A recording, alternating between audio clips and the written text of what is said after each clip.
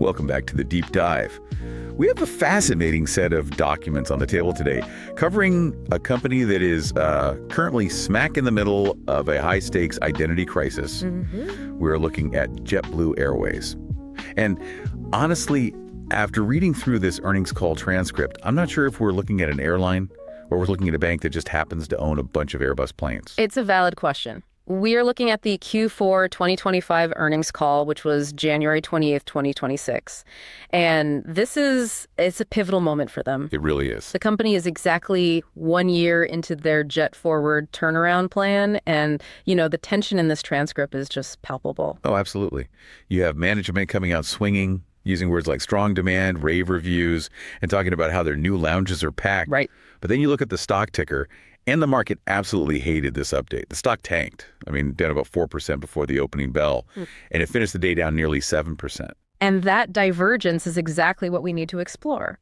When you have management saying everything is going according to plan and the market is saying sell everything, there's usually a very specific reality gap. Yeah. And in this case, it seems to be a battle between the revenue story, which is actually quite interesting, and the cost reality, which is, well, frankly, it's terrifying. Right. Because the headline numbers were messy. Let's just start with the bottom line. They reported an adjusted loss of $0.49 per share. Which was a miss. A miss, yeah. The street was looking for something like a 45 or 46-cent loss. So they lost more money than people hoped. Exactly. And in a turnaround story, missing the bottom line number is never a good look. It suggests the bleeding hasn't stopped as quickly as promised. And this is where it gets nuanced. I was looking at the top line revenue. They brought in $2.24 billion. That was actually a slight beat against what everyone was expecting. So they're selling tickets. People are flying. They are.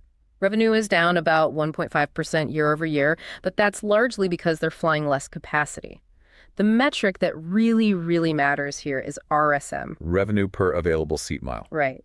Think of it as how much cash they generate for every seat they fly 1 mile. And that was the good metric in the report. It was. It was a 0.2%. Now, that sounds tiny. Practically a rounding error. Exactly. But you have to remember, they had guided for a decline. So squeezing out positive unit revenue growth in this environment is actually a win for them. It shows their pricing power is holding up, largely thanks to the premium side of the cabin. Okay, so they are making slightly more money per seat. But then I looked at the expense side of the ledger, and I audibly gasped. The CSMX fuel number? Cost per available seat mile. Up 6.7%. That is the bad metric, and it is the primary reason the stock sold off. Can we just pause on that? Yeah. Because 6.7% feels massive. If I ran a restaurant and my menu prices stayed flat, but the cost of my ingredients and my labor went up nearly 7%, I'm in big trouble. That is the perfect analogy. In the airline business, margins are razor thin to begin with. Yeah. So if your unit costs are inflating at nearly 7% while your unit revenue is barely flat, you are just compressing your margins into non-existence. The market saw that cost spike and panicked. They're asking, if costs are running this hot now, how are you ever going to break even? And yet, management claims they have a path to exactly that. They dropped a pretty heavy anchor for their 2026 guidance, didn't they? Explicitly targeting a break-even or better operating margin for the full year.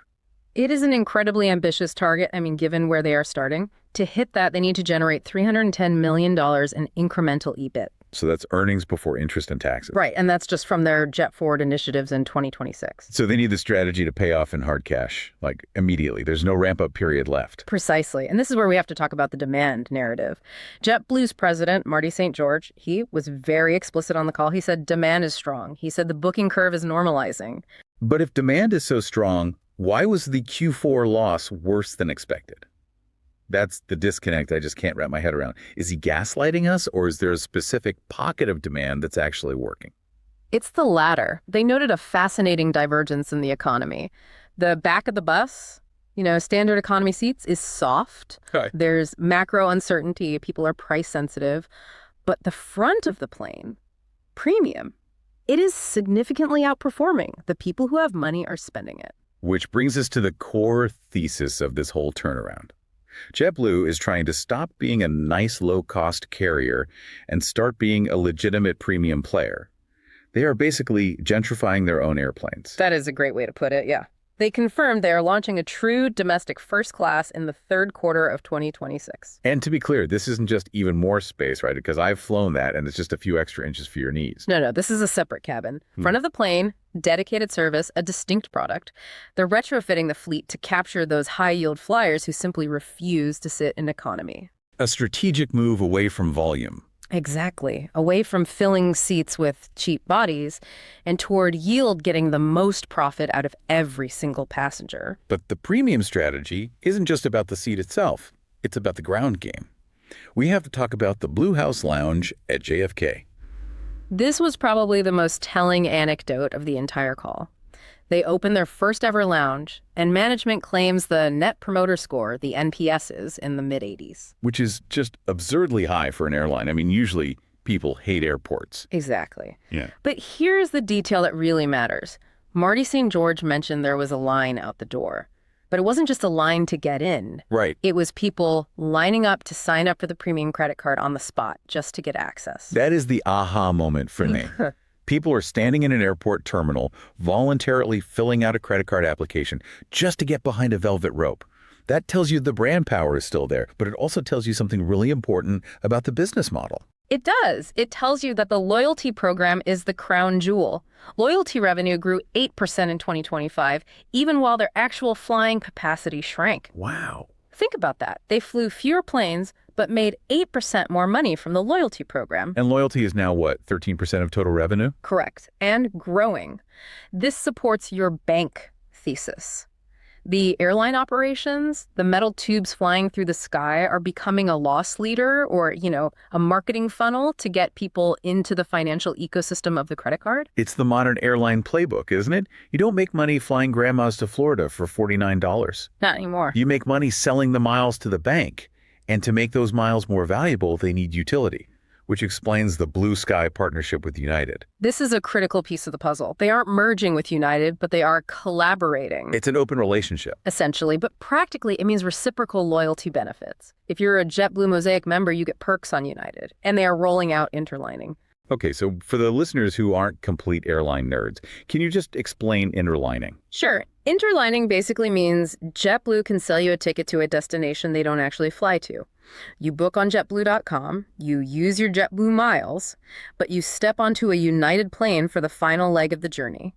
That is huge, because JetBlue has always been limited by their network. They can't fly everywhere. Exactly. This allows them to offer worldwide utility, fly anywhere, without having to spend billions of dollars buying wide-body jets to fly to Tokyo or London themselves. It's capital-light growth. It makes the JetBlue point a much stronger currency. Which sells more credit cards. Which sells more credit cards. Okay, so the bull case is, we are a premium lifestyle brand that sells credit cards and partners with United. I mean, that sounds great, but we have to drag this conversation back to reality. You could have the nicest lounge in New York, but if the planes don't fly, you just burn cash. And the operational grind sounded rough. It is the elephant in the room, or rather, the engine on the wing. The Pratt Whitney GTF engine saga is still dragging them down. Right, we've talked about these engines before. They require way more maintenance than expected. How many planes are actually stuck on the ground? In 2025, they averaged 9 aircraft on the ground AOG at any given time. That's 9 revenue-generating assets just sitting on the tarmac, collecting dust because they're waiting for parts or inspections. And that just kills your efficiency. You're paying for the plane, you're paying the lease, but it's earning $0. Right. They expect that number to improve to mid-single digits in 2026, but it is still a massive headwind. And then, of course, you have the weather. But did you catch the name of the storm? Winter Storm Fern, which sounds like a delightful grandmother, but apparently she wreaked havoc. She did. 1,100 cancellations in early Q1. Now, management says it won't derail the full year guidance, but it means the first quarter is going to look ugly. And this brings us right back to that terrifying cost guidance. Okay, yeah, let's revisit the math. We just said Q4 costs were up 6.7%. What are they promising for 2026? They are guiding for full year 2026 KSM ex fuel to be up only 1% to 3%. Whoa.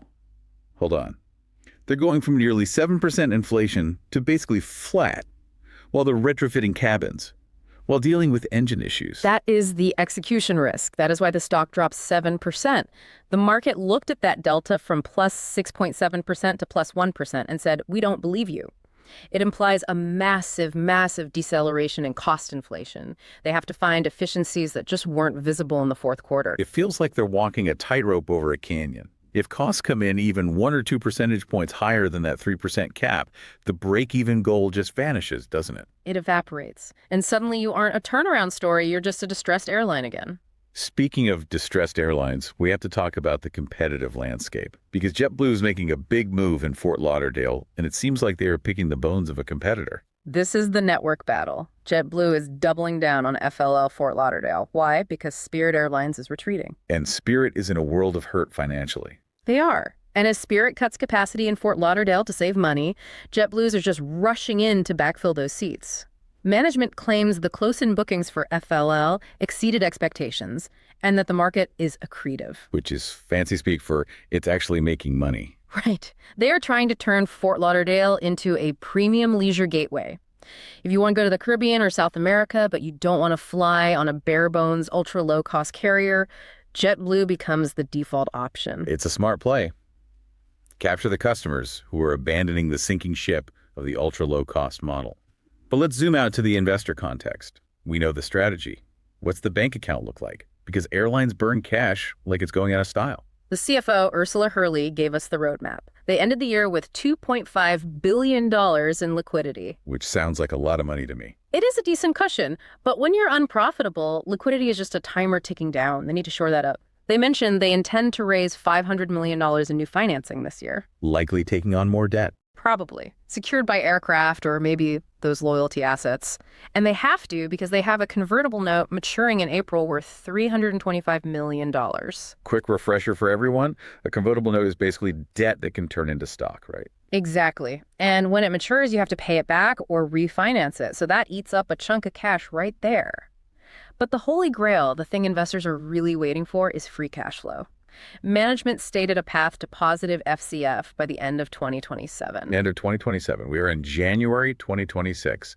That is almost 2 full years of waiting for the cash spigot to turn on. That requires a lot of patience from investors. And that is why the valuation is where it is. The stock is trading like a distressed asset. The market is in show-me mode. They need to see the cost curve bend. They need to see that 1% cost growth actually manifest in the Q1 or Q2 numbers before they give any credit for the revenue side. Management was actually asked in the Q&A if there was any rabbit out of the hat, some secret upside they weren't telling us about. And Marty St. George was refreshingly blunt. He said, there is no magic hat with a rabbit in it.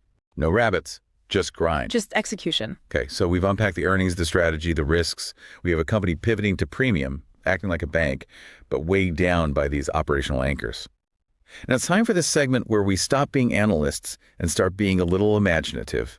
The disclaimer, please. You know the drill. This is not financial advice. We are just 2 voices in your headphones trying to make sense of the madness. Do not sue us. Do your own research. But if you were running a high-risk hedge fund and you had to pitch a trade based on this call, what is it? I call this trade the plastic arbitrage. The plastic arbitrage. I'm intrigued. Break it down for me. Okay, here's the setup. We established that JetBlue's actual airline operations are struggling with costs, engines, and weather. Right. But their plastic division, the loyalty program, the credit cards, the lounge access is booming. 8% growth, 13% of revenue, mid-80s NPS. The fintech wrapped in aluminum thesis. Exactly. So the trade is a hedged pair. You go long JetBlue, but you hedge it by shorting a pure play capacity carrier, an airline that just flies planes and doesn't have a rich transferable loyalty currency. So you are betting on the credit card issuer and betting against the metal. Precisely, because that anecdote about the line out the door to sign up for credit cards, that is the alpha, that is the signal. People don't line up to buy a plane ticket, they line up for status and access. That is a durable revenue stream that's decoupled from the price of jet fuel. I love that. You're basically saying JetBlue is mispriced because the market thinks it's an airline, but it's actually a customer acquisition engine for Barclays. So how do you structure the long side of that trade? You buy the 2027 LEAP PPS long-term equity anticipation securities. You need time. Right, because you have to wait for the 2026 break-in story to actually play out. Correct. You need to survive the Winter Storm Ferns and the engine delays. You are targeting the moment they announce that the Blue Sky United partnership is fully integrated. Because once a JetBlue point can buy a seat on a United flight to Paris, the utility of that currency just skyrockets. And if the market wakes up and realizes they are holding a loyalty bank that happens to lease some A320s, the multiple expands. It's outrageous, but looking at the loyalty growth, it's actually plausible. It's a high-risk play on the transformation of the business model. Plastic arbitrage. Yeah. Keep going. All right, let's wrap this up. Conclusion time. Q4 was, let's call it mixed. A revenue beat, an earnings miss, and a very scary spike in costs. A classic mixed bag the market treated as a disaster. And the verdict on the JetForward plan. 2026 is the prove-it year. There are no more excuses. They promised break even. They promised the operation is fixed. They promised domestic first class. Now they have to actually go and do it. Management says they are controlling what they can. That was the mantra on the call. But here is my final thought for you to chew on. Let's hear it. They canceled 1,100 flights because of a winter storm. They have planes sitting on the ground because of Pratt Whitney engine defects. Management is laser focused on controlling what they can, but in the airline industry, the list of things you can't control is terrifyingly long. And if those uncontrollable factors hit in a year where you have zero margin for error, that break-even target gets very far away very fast. We'll be watching the cost curve closely. Thanks for listening to this deep dive. We'll see you on the next print.